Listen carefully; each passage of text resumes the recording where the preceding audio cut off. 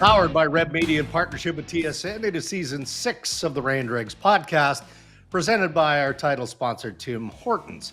Celebrating the return of warm weather is a Canadian rite of passage, and trying new drinks in the Tim's cold beverage lineup is a perfect way to get the season going with a lovely toast.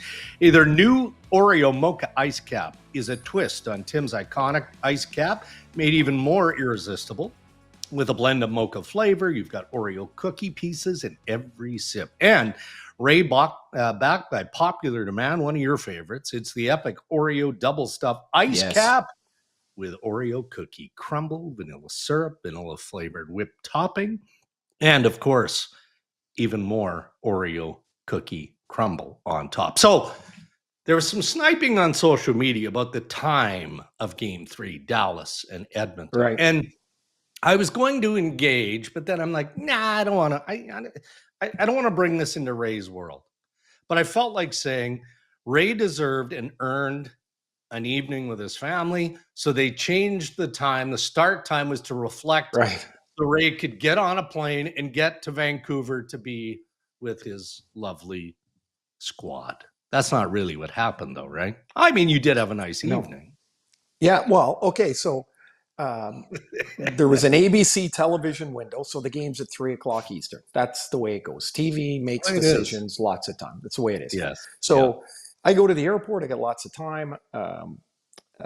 Get on the plane, come home, walk in the house, and Ollie, my dog, is here. Nobody else. Oh boy! They went and met some friends. They thought my flight was a little later. They met some friends and went to the beach. So I got home, and we've talked about this because you have a son who's graduated through his teens into some slightly more responsible place in their life. Slightly, right? Yeah. Mm-hmm. So I come home, and when the family got home, I did say to Riley, who's 18, if you see yellow on the lawn, those are dandelions. Cut the frickin' lawn. Yeah. So I came home last night. Nobody's home, so I cut the lawn. And I was like, man, I'm really glad I came home. Did some laundry, cut the lawn. Everybody else got home at like 9:45. I'm like, what are we doing here? So that's anyways, outstanding. I do have a question, though. Before we get into this is a question and we talked about it briefly just off air. Is there there is something, but is there anything more annoying than somebody that is so look at me self-centered that they still have the clicks on their phone when they text? So you can say, oh, everybody look at me. I'm writing a text. Ooh, this is important. Look at me. Yeah. That's so annoying. I know. I don't know how to turn it off. I mean, it's pretty clear. Yeah, that's not me, by the way. Yeah. This is big. Zuby, that was timely. Well played by Zuby. Yeah, that was me, actually. You're welcome. Say, I don't have that sound effect. You always know who that one's coming from. Okay. Oh, I didn't know Rashad wasn't still on an airplane. Oh, yeah. Apparently made it to Edmonton finally. Yeah. Okay, good. When's the game? When's game 3? Brian's got to get there for game 3. I did enjoy we just get the pod going? I did enjoy someone posted a cutout picture of Ryan in his seat in the press box. That was entertaining. We will get to the headline shortly here, Ray, but real quick, just acknowledgement of the Buffalo Bandits. 3 years in a row as NLL champions. And I don't know how much lacrosse you watch. I don't watch a ton. John Tavares. Not the John Tavares, but the John Tavares, if you're talking about lacrosse, kind of a big deal. Coach of the Buffalo Bandits. And now I sent you this clip because it will eventually lead into part of the conversation we're going to have in headlines. But we scrutinize officiating so big this time of year in the Stanley Cup playoffs. And this missed call, that missed call, all of this stuff. So I sent it into our group. But I guess it was Chase Fraser of the Bandits who hauls off on all fours and absolutely squares Mike Messenger of the Saskatchewan Roughs right in the gonads. Like hauls off with a haymaker. I mean, are there any rules when I watch that sport? I've watched a little bit, and my kids went to to the game here in Vancouver, a game here, and they're like, are there any penalties? And I'm like, well, I don't really think much. I mean, like, it is. Those guys are tough. They are. Well, you can't go near the crease, but that's what makes me laugh about it. You can literally haul off and punch someone in the sack the way that Fraser did. Like, it couldn't be more square. And yeah, but if you go anywhere near that crease, man, look out. It's a bad foul. So I just got a kick out of that because look, we don't overanalyze. We analyze what we see. So we'll get to that in a minute because there were lots of moments in Game 3 that mattered in different ways. Big ones from Connor McDavid and Zach Hyman. They each scored 2. Oilers captain scored the second and third for the Oilers. The third, Ray, with 19 seconds left in the second period to give the Oilers that 2-goal lead going into the third. And Pete DeBoer post-game acknowledged, man, that one just sucked the juice right out of the Dallas Stars' approach. What were they? I think they were outshooting. They outshot Edmonton 21-7, right, in the second period. So Dallas, had some push there, and then all of a sudden Connor does what he does, and now you're in one, and it feels like the life has been sucked out of you going into the third. That was Dallas's best period of the series. I mean, I know they scored 5 goals in Dallas in Game 1. 3 of them were on the power play, and one of them was an empty netter. This was all at 5-on-5 for the most part, and they were by far the better team. Like, that was their best period. And if they get in at 2-1, you're in the game. Even though 3-1 you can come back from, it feels like they're hanging on, Dregs, by their fingernails right now. Like, the Dallas is like, lots has gone wrong for them. Half of their forwards are AWOL, and then until they find something from those guys, they don't have a chance, because the Oilers, here they are, and they had 1 win in the conference final prior to Game 3, and McDavid had 3 goals. Hyman, I think, had 4. And like, those guys are not going to stay there. Like, there was going to be, at some point, they were going to score. And Dallas, let's see, the first goal, Heiskanen misplayed the high flip. The second one, Harley pinched in, and it was a 3-on-1. The third one, Rantanen skated right through the puck because he's cheating for offense. He thinks he's got it, and he's going to go right by him. So the first 3 goals, as much as Edmonton scored them, Dallas gave them another free opportunity. And they're not, the way their team is playing right now, they're not going to overcome that stuff. And the other part to this, Stuart Skinner's been the best goalie in the series. Really composed and dialed in that game. Right? I thought he was great in Game 3. I thought he was better in Game 3 than he was in Game 2. Game 2, he seemed like he was a little bit, like half a second behind sometimes, but still stopped it. This one, I was like, everything hit him right in the chest. Like, he made a glove save on Rantanen. He stayed up on his feet, and he caught it like a practice shot. And I was like, man, he's set. Like, he looks really good here. Has Nuge elevated his game? I mean, that line is clicking, but it sounds obvious, the answer, because he's, it's multi-point game. But what are you seeing that is encouraging the offense that he's generating? Okay, I've watched Nuge since he was a little kid from the Burnaby Winter Club, and he's always been this player of vision and sense, and he's never, ever, ever in a hurry. And it's an incredible skill, because most people, when they get the puck, they got to go. He's a little bit like Sam Reinhart, and they just don't ever seem to be rushed. And they're stronger on their stick than they look like, both of them. And so, like, when Nuge had a kind of an odd year, and after a career best last year, and Not that he's going to get 3 points every game, but this is what I've seen him do for 15 years. Like this is exactly how he did it in Red Deer when, he became the number 1 pick in the draft. He's a phenomenal kid, a really good teammate. And the key to playing with great players, which he does, is you cannot have an ego of needing the puck. When the puck comes to him, he just makes the right play. And when the other guys have it, he gets into the right spot. I think he's a really good, really, really underrated player. So I'm not a big fan, and nor are you, of piling on officiating, because again, it's that time of year where everything is under the microscope. Sure. But you do have to acknowledge the missed calls, and you have to call it the way you see it, right?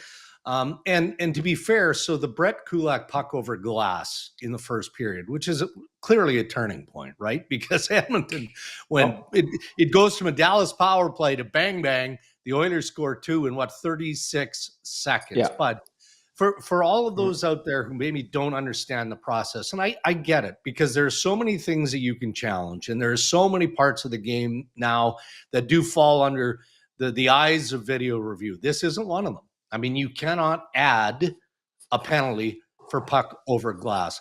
But you feel for the officiating, right? Because there were sticks, there were skates, there was stuff going on. But then in slow-mo replay, we can all see that Brett Kulak just lifts that puck over the glass. Should have been a penalty. And it turned out to be a real significant part of the story of the game. I'll tell you why I think that the non-review is absurd. Yeah. So that play happens in real time, and everybody is of the first impression is, did that hit anything?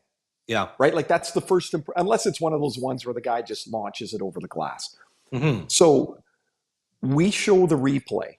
So it takes a second or two, I'll say 5 seconds, to get the replay queued up. I watched the replay one time. I heard you say it. And I'm like, oh, that didn't touch anything. That's a penalty. You said that's a penalty. Yeah. That review would have taken 10 seconds. I know. Like, you mean to tell me something that important can't be looked at? I mean, again, I think Dregs, I don't know if we are going to get into it now. I've talked about this for over a decade, about the rule book is like the tax code. Nobody knows what the hell's in there. Everything is, the rules contradict each other. They need to take a fine-tooth comb and go through the book from page 1 to the end. Yeah. And any rules that are contradictory, fix that, make one rule. The second part is the ones that need to be updated, update them. Update the book. Like Gary Bettman has this phrase he uses all the time: the game's in the best place it's ever been. And let's assume that's correct. Well, why stop? Nothing's going to happen. Nobody's even going to know, right, in the public eye, that these meetings are going on. How long would it take to go through the book? You put a committee together. Would it take 6 weeks? Maybe, because you're going to have discussion points on a couple of the controversial things, and the committee would present it. It would get approved. Mm-hmm. Some people would hate it because they hate all the rules and it doesn't matter anyway. But the book would be more streamlined. This would be one you could review. It makes sense. Put a time limit on other reviews. You do the best you can, move the game on. And I don't understand why we can't get there. Well, we're always reminded by either Coley Campbell, head of hockey operations, or the commissioner's office, as you identify, okay, the scenario that they always throw in front of the general managers is, what happens if this is game 7 of the Stanley Cup final? All right, so that play right there, Kulak, puck over glass. I mean, what if that leads to the deciding goal in game 7?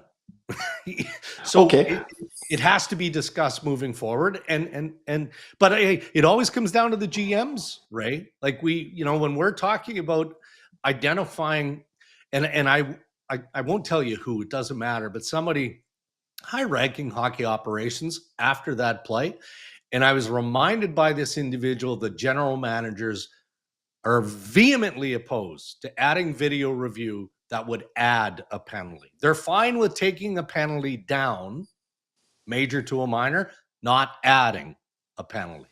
Okay, but that makes no sense, because then if that's the case, the general managers as a group can never bitch about the rules again. Good luck with that.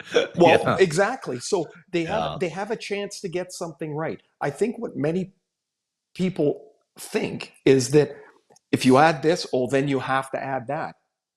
This is part of the discussion with the rule book. Like, what do these guys do when they go to these GMs meetings other than eat all this food and sit on the beach? Like, I got an idea.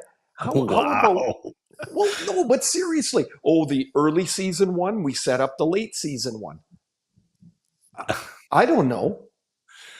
Like, Dregs, this is important. This is important stuff. And of course I make fun of these guys because we know a lot of them and it's fun to make fun of them just because. But the review process in itself, and Gary said this 100 years ago, be careful what you ask for. So we already have it. We have the review process. Why not set some parameters on times, an extension of the review, how long it can be? Yeah. If some rules can be reviewed and some can't, you make that very clear, and then you move on.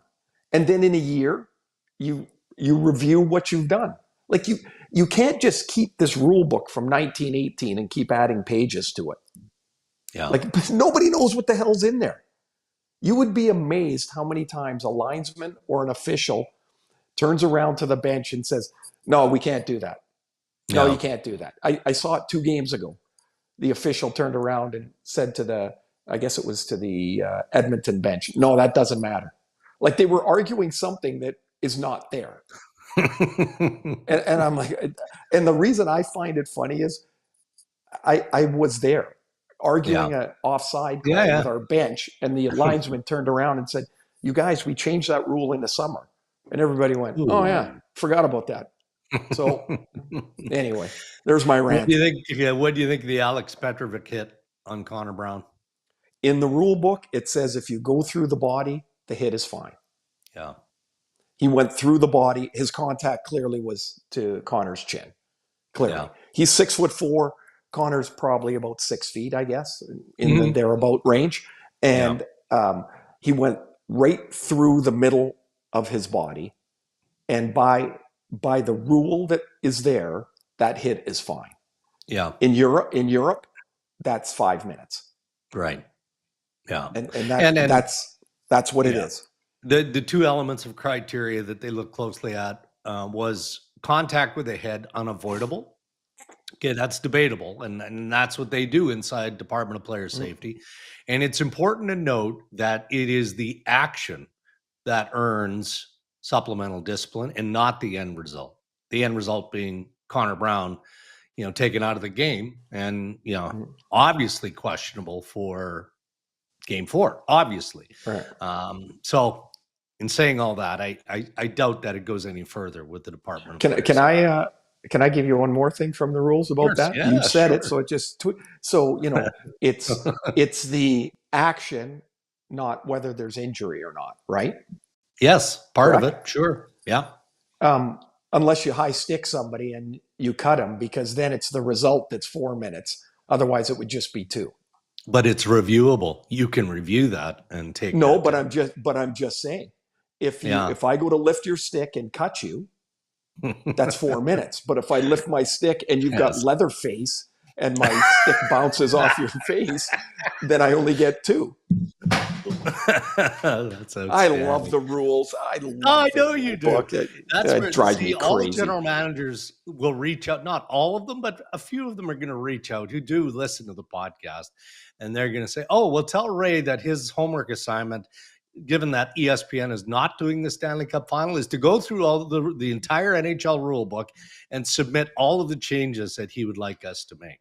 That's tell said guys that There is 2 eyes in invoice, and I would love to do it. Love to do and it. I've got time in the summer. And when they get to that first meeting, when they're shuffling around the buffet, that they'll have time to discuss this too.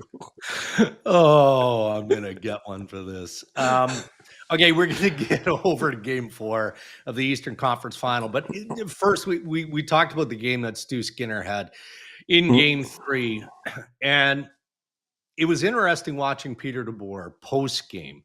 I thought he was pretty upbeat. I thought he was fair in his analysis. He felt like, for large stretches, Dallas played pretty well. And then he was asked, Ray, about his goaltender, Jake Oettinger. And hold on, here was his response. Yeah. I think, tonight, listen, I think, we wouldn't be sitting here in the conference finals without Jake Oettinger and how he's played. Tonight was one of those games where, they were opportunistic, and then once they got the lead, we're pushing to get back in, and there's grade A's the other way. So, one thing I know about Jake Oettinger, for me, is he's one of the best response goalies in the league, and I know he's not going to drag around tonight's game. So there you have Pete DeBoer, kind of spinning his wheels a little bit there, right? Because he didn't want to get caught analyzing the game and whether or not his goalie was up to the task. I mean, he wasn't as good as Stu Skinner. I mean, that's obvious, right? Especially in that middle period. But in fairness, what's he supposed to do? And he's probably right. I mean, I didn't go through the data to see what Ottinger's response performance is. I will tell you this. Pete has, it's really good after a loss. His stats and his numbers are excellent. Okay. Yeah, Pete has said this for, Dallas has been good for a long time. We've been in Dallas a lot. And he's used that line about Oettinger several times. This isn't something he just pulled out. Ottinger's stats after a loss are really, really good. The one thing I will say about the position in this series now, when series are tied 1-1 in the conference final, 66% of the time, the team that wins Game 3 wins. And to add one more number to you, under Kris Knoblauch, this is now, they're through 6 series, right, in his 10, the 4 last year and the 2 this year. In games 4 through 7, they're 16-2. So the Oilers and Skinner, it is in lockstep. Their numbers get better as series goes on. And so this is clearly a huge, enormous Game 4 for Dallas. Enormous. I would say even on the road, it's almost a must-win for them. Well, no other way to describe Game 4 of the Eastern Conference Final, clearly. So, look, is it as simple as asking, can Carolina clean up its game, get more commitment to stave off elimination? Because Brind'Amour was at a loss after Game 3, and to a point. And I mean, he's answering the questions. It's not like he was just randomly, willingly throwing guys under the bus. He was asked specifically about Dmitry Orlov. He just, he wasn't what good are you enough. Say about that game? Mistakes. What are you going to say about that game? But he did indicate that he needs a lot more from every guy. It can't be about Martinook and Jordan Staal and the young players. It has to be full buy-in. Do you see it happening in Game 4? No, I don't. I think they played really good for 2 periods, and there's that great clip of Maurice on the bench, I don't know in what series, about stop making plays, chip the puck behind the D. The Boston series. Yeah. And he's like, and chip it behind them, and so they got nothing in Game 7. That's what it felt like the other day, is Carolina played hard. I mean, it was tied. The only goal went in off of Orlov's foot, a bad break. And they're right in the game. And then eventually it's just too much. Yeah. I was in a series once like this. We lost 4 straight to the Rangers. And Jamie McLennan's got this great line. He's like, the series was over in 3. Like it was, we could have just all saved the effort of game 4. And Yeah. I'm not saying that that you roll over, but there's a certain point when you're like, as a player, even you look and go, oh my God, these aren't even close games. Like I don't know what it says though. Was Montreal that far away? Like the teams that lose, like, right? Are these teams that are now like, are they that far away from being what Florida is? That's Right. in the East. Like It Florida, looks like Florida looks miles better. And I'm so interested when players eventually hit their peak, whatever it is. Yeah. So we know the story, like Gustav Forsling, right? He was a Canucks draft pick. He was traded to Chicago. He was traded to Carolina. He was put on waivers, and Florida picked him. Now he's one of the best two-way defensemen in the league. Like, how does that happen? Niko Mikkola was the 6th D in St. Louis. Yeah. They threw him into a trade to the Rangers, and he was in the Rangers, and he was fine. And then he goes to Florida, and he becomes this. Like, how does that? You can say it's coaching and all that, and a lot of it is, right, in the right system. But some of it is, it just takes people time. And holy smokes, he looks fantastic.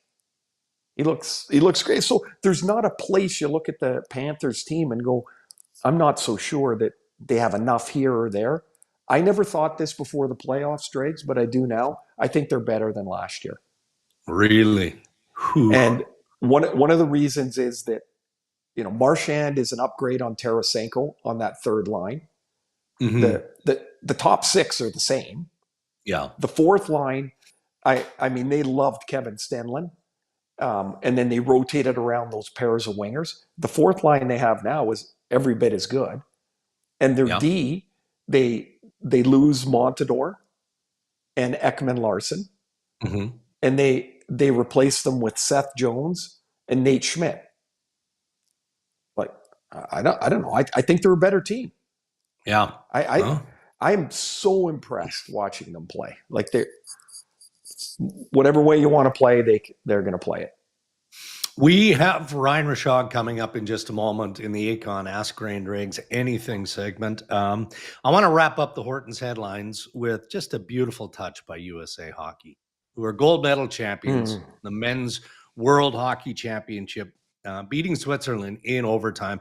Tage Thompson of the Buffalo Sabres with the OT winner. Talk about a beautiful touch here.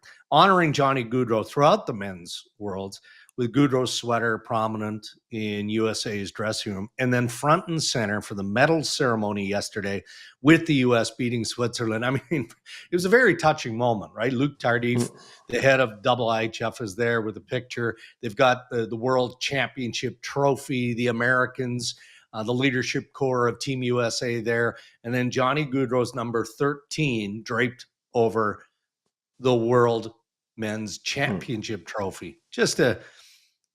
There have been so many great tributes, but that one struck me. I don't think we're ever going to put a bow on it. How can you? But just one more way of honoring the Gaudreau family and a player, a man who always answered the call for his country, right? If he was healthy and he was available, he was there for Team USA. Every once in a while, like, I'll see something on social media, or certainly yesterday, and it catches me by surprise. I'm talking just specific to Johnny, to the Gaudreaus. Yeah. And I see it, it was during the game yesterday that the US had won, and I see the social media clip of them unfurling the jersey, and it kind of caught me, and I was like, oh, like, beautiful, oh, sad. And it was really, really touching that was done. Nobody should wear, because of his commitment to USA Hockey, nobody should wear that jersey again. Agreed. That jersey just shouldn't shouldn't be worn. And that's a way to honor Johnny going forward. And so the players all know, because in 20 years, players might not know enough of the circumstance or enough of the way that Johnny was and the way he was with USA Hockey. I thought it was outstanding. And so the one thing to say about USA Hockey right now, they've won back-to-back World Juniors. They won the men's championship for the first time, and they're and the core of their success is really young and really good. Yeah. All right, Ray. Those are your headlines. Thank you to Tim Hortons. Ask Ray and Dregs Anything is brought to you by Acon. If you're a skilled tradesperson or construction pro and you're looking for work in Western Canada, Acon wants to hear from you. Acon is a North America construction leader, proud to be one of Canada's original industrial contractors. They're building some of the largest multi-year industrial projects in Western Canada, and you can be a part of it. They're looking for skilled tradespeople, construction professionals to join their team. Join Acon now by sending your resume to trades@acon.com. Oh, Ryan Rashog. Looks like his home office, bedroom, living room, I don't know, whatever it is. You're back. You're back in the greater Edmonton area. Nice. Rev Media World Headquarters, and thrilled to be back after a bit of an odyssey. Do you want to get to Ask Ray and Dregs first, or I have an official complaint I'd like to file? So we can either do the complaint first or the Ask Ray and Dregs first. Well, now let's hear. I think we should Dregs. do. No, I think we have to do the complaint because knowing Ryan, we run out of time. Could be yes, absolutely. Go ahead, Ryan. All right. So the complaint has to do with our group chat, and I think we need to set out some parameters on the Ray and Dregs please. Group chat that we have. So 2 issues today. First issue, Dregs, Ray and I have talked to you about this before. Yes. This needs to stop. Zuby, go ahead and roll it in. So once again, another contribution from Darren Dreger.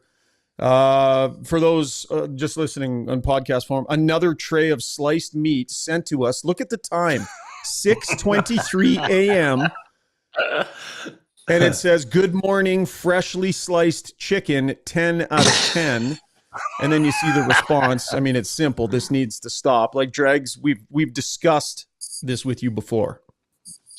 I mean, yeah, babe. I mean, okay. The meat slicer is it's a staple of my tool shed. I just Ray, like it. I'm just. This is going to take you, Ray. I don't have the power. But here's the thing: we would be fine in this complaint, except for a blunder of catastrophic proportions by your wife. Oh, what is she calling you, babe, in the group chat for? Yeah. That was cringy. This it was a bit cringy. It was. This needs to be a discussion. I mean, come on. So just for people who don't know, I'm happy. I'm happy for you guys. I'm tired. My wife Randine runs the business with me, and she's obviously a big part of the crew here. And she made the mistake of using the word babe in the group chat, and now it's been a nonstop barrage. So that's actually would be my second complaint.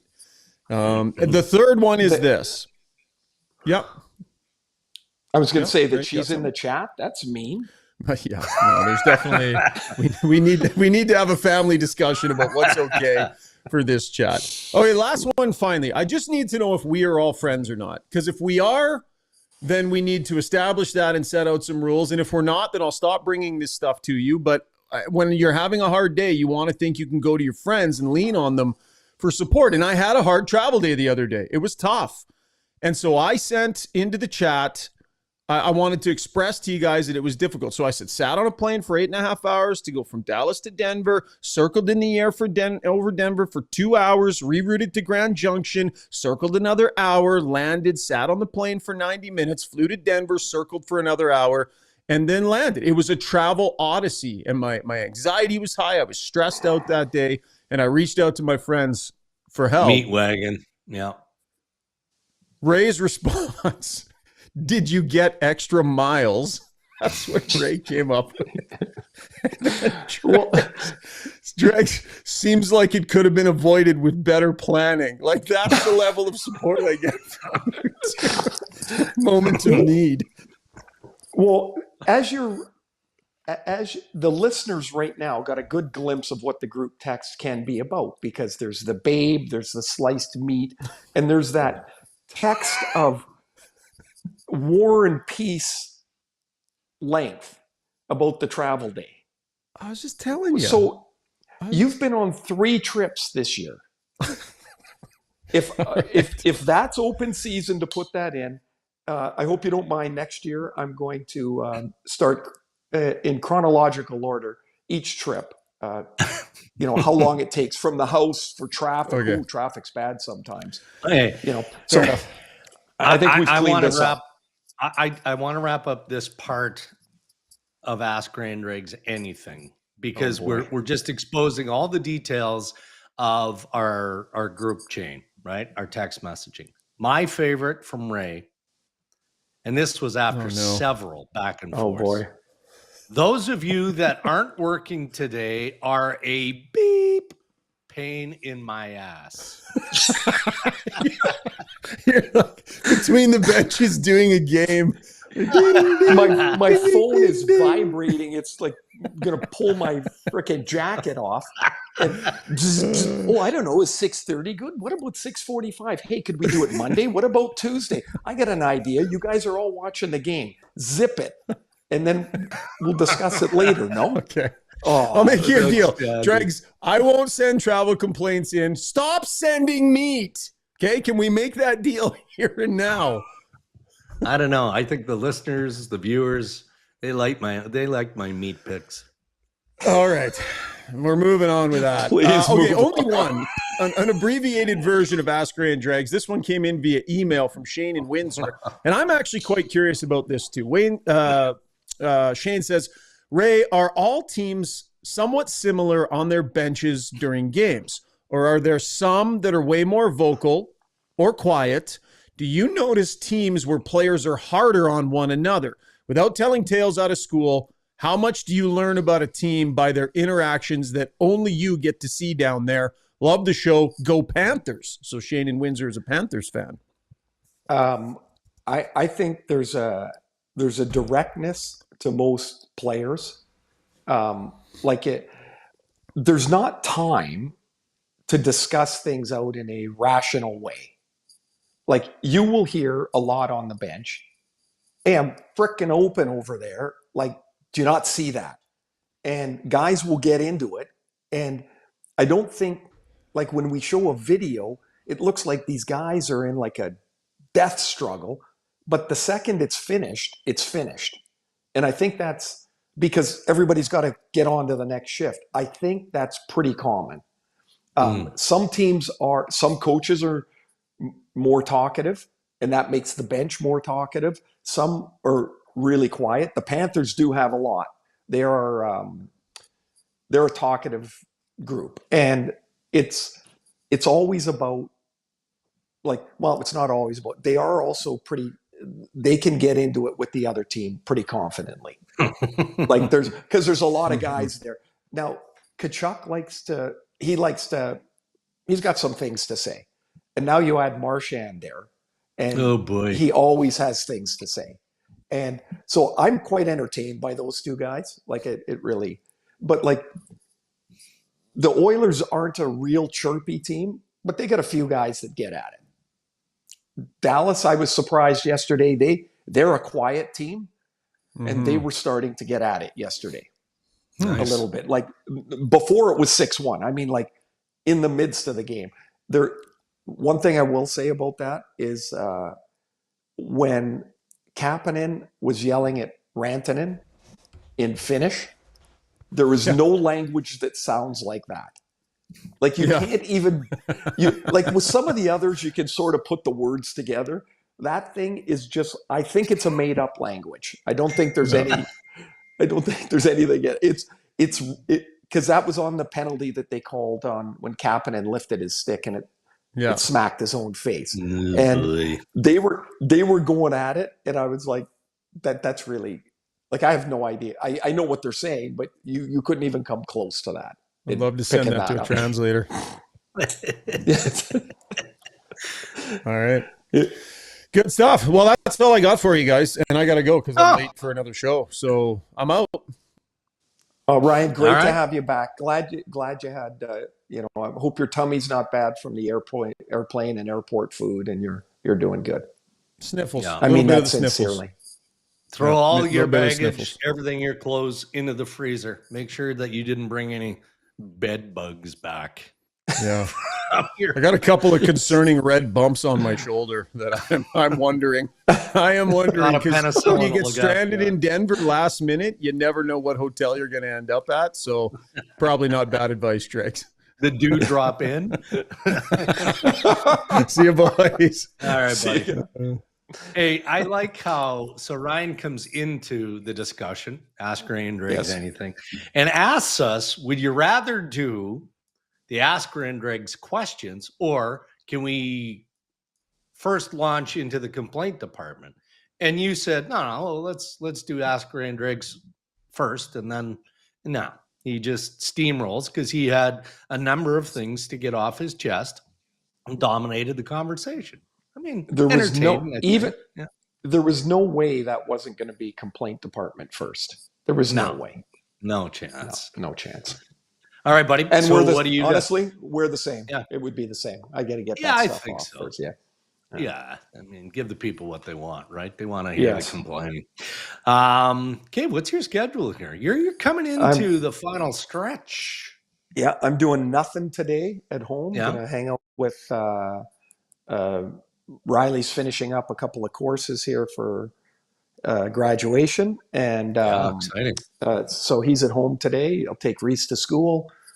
I think Cam's probably got some work to do, and then I'm going to go back and take the late flight back to Edmonton tonight for Game 4 tomorrow, and then finish up the series, and then we're done. So we are definitely on the home stretch. One of the great things about coming home mid-series, I can do this whole series with a carry bag.